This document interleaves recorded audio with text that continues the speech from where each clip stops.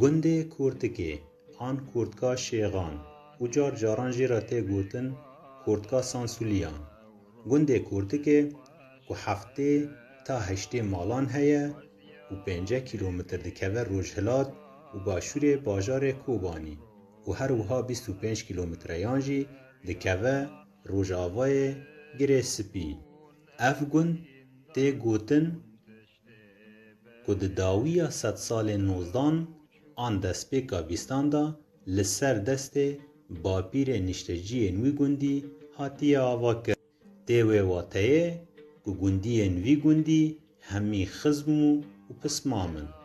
بری قیرانا کل سوریه و روش آوای کردستان دست بی بکه وک پرانیا گندن کوبانی گندی نوی گندی جی دبارا جیانا خواه بخوادی کرنا آجلان و بچاندنیا دخل و رزان دکرن.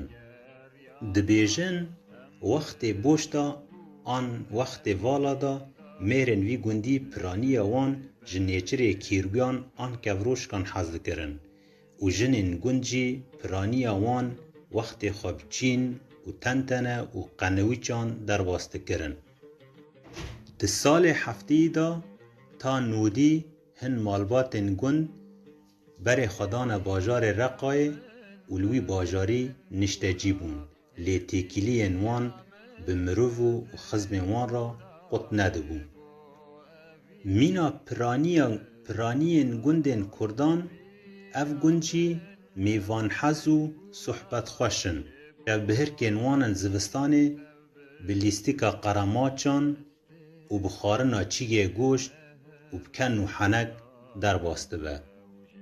لینها جبر روشا آبوری اف گند جسر سدی مروف دکاره ببیجه هفته تا هشتی لدروی ولاد جیان دکن و پرانی آوان لباشور کردستانه و بشکی هندکشی جی درکتنه ولات اروپا.